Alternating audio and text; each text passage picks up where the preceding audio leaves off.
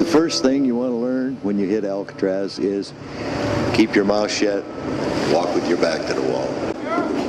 The Alcatraz cell house opened as a federal prison in 1934. Within these walls lived the country's toughest, most dangerous, and most famous prisoners. Broadway was the first stop for arriving prisoners. We went right down Broadway, in our birthday suits. And all the guys, are howling.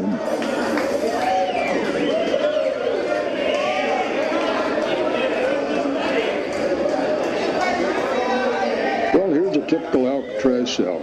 Every one of them in the cell house exactly like. I had a metal tabletop and a little chair there, and that was about it. The cell was pretty barren. 5 feet wide, 9 feet long, and 7 feet high. And that's what I call a little box. No decorations allowed, anything, couldn't paste anything on the wall. Waiting on the bed for each new prisoner was a copy of the official rules and regulations. This is the rules of the cell house. Your cell is subject to search at any time. Your towel had to be folded up and put on your shelf. Your toothbrush, and they used to give us tooth powder in little green containers. I guess like a cockroach feels in a matchbox. You may smoke in your cell in the We library. were issued a pack of wings on a Monday, a Wednesday, and a Friday. Every inmate, whether he smoked or not. Sweep your cell and place the trash in the trash I knew bin. every mark, everything in that cell. Sweep your cell and place the trash in the trash I knew bin. every mark, everything in that cell. And pretty soon that cell became like a part of me, or I became a part of the cell.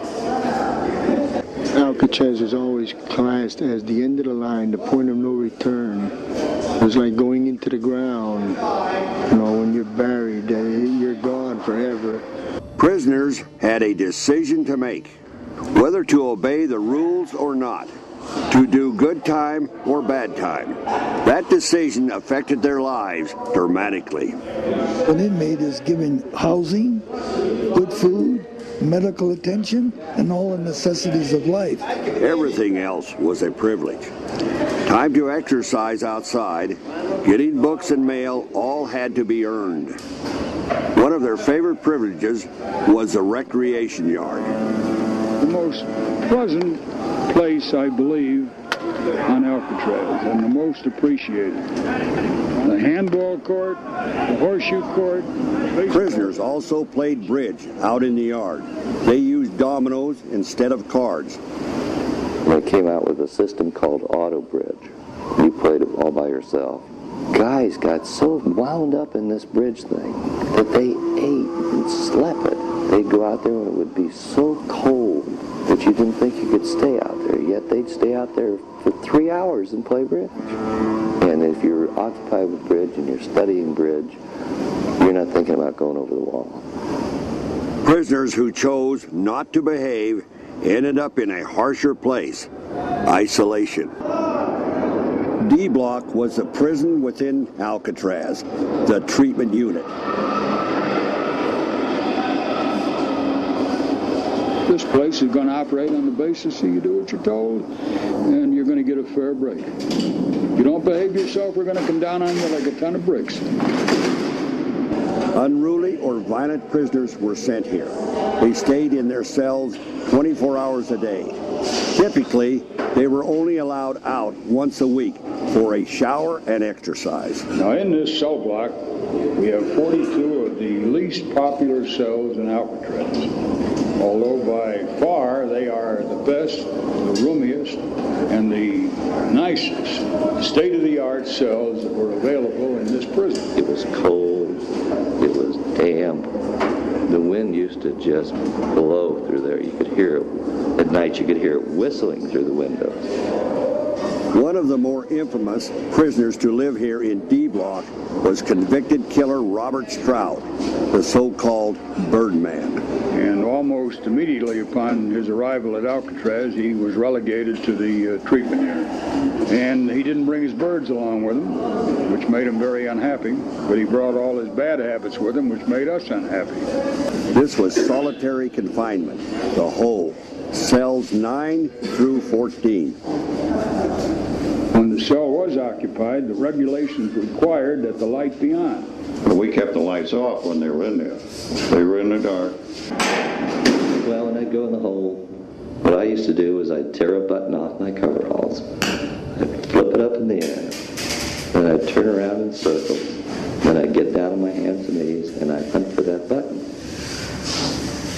And when I found the button, I'd stand up and I'd do it again.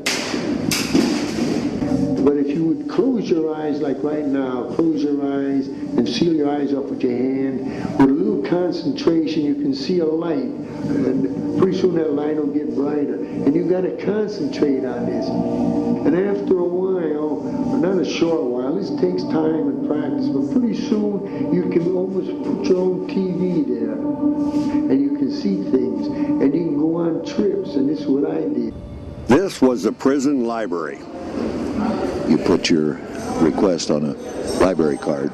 If the book was available, they'd bring it and put it in the bars for you. Prisoners with reading privileges could subscribe to approved magazines. And if it had some story about some convict out of Nebraska or something, that was cut out.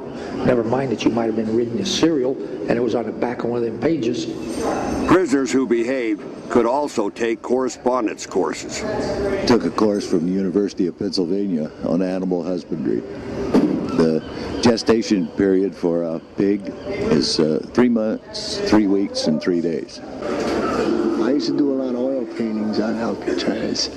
If I was painting a scene of the Swiss Alps or something like that, hey, I'm right up there skiing as I'm painting, and I used to escape that way. My grandmother taught me how to crochet when I was a kid. So I taught a lot of guys how to crochet. Big tough guys sitting in there with a needle and crocheting. At nighttime, between 6:30 and 7:30, they have what they call a music hour. They play harmonicas or a guitar or whatnot. They had one guy over there, and he used to play one of these slide trombones. Look up at the windows. They face San Francisco and the setting sun. The yacht club, which was directly across from the island, would always have a big New Year's party. If the wind was blowing from that direction to the rock, you could actually hear people laughing, you could hear music, you could hear girls laughing, you could hear all the sounds that were coming from the free world at the rock. But New Year's was always the night we heard it. Look for 4 small windows in the wall on the right. They're marked visitation. And I walked up there, and here's this good-looking girl. I knew who she was when I got a real good look at her, and when she said Jimmy, which was what she always called me, well, I knew it was my sis. Once I saw Jimmy, it was, he didn't look different, and he was overwhelmed, and he couldn't believe it. He couldn't believe it, that we were there, and that I had grown up, and that I'd come to see him. Uniform was prison gray with a hat. I wore a hat all the time. Regular double-breasted uniform. And they used to call you red ties because everybody in the place had this red tie on. I carried a sap. We weren't supposed to, but many of us did. When you got done work, you just run down, catch the next boat, and you're in San Francisco in 12 minutes. We all worked together. We all played together. We had 2 bowling alleys where we had bowling leagues. We never locked our doors or anything on the island. Never. You couldn't beat Alcatraz, but the beautiful view there.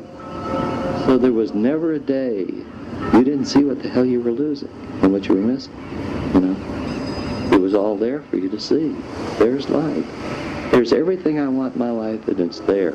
It's a mile or a mile and a half away, and yet I can't get to it. I recall getting in that water, and it was like a shock. I didn't expect it to be that cold. If you can do it, it's up to you. But you got to pay the price.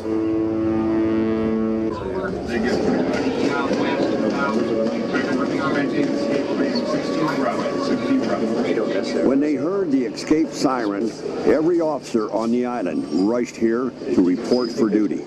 3 men were missing from the cell house. The inmates are supposed to be dressed and up, standing in front of their doors for count. Bill, there's a guy up here, I can't get up. and he was laying in there, so I reached in through the bars and I hit the pillow. And Lord knows what happened. The head fell off on the floor. Prisoners Frank Lee Morris and two brothers, John and Clarence Anglin, had escaped the night before. They made dummy heads to fool the officers. According to the reports, the men enlarged the vent openings in the back of their cell. The three men climbed up these pipes to the roof. The men have never been found. At the end of 3 decades, over 1,500 men had served time on the rock. By then, Alcatraz had served its own time. After years of harsh wind and weather, the buildings were badly deteriorated. The isolated island was too expensive to run. Goodbye, and thank you for visiting Alcatraz.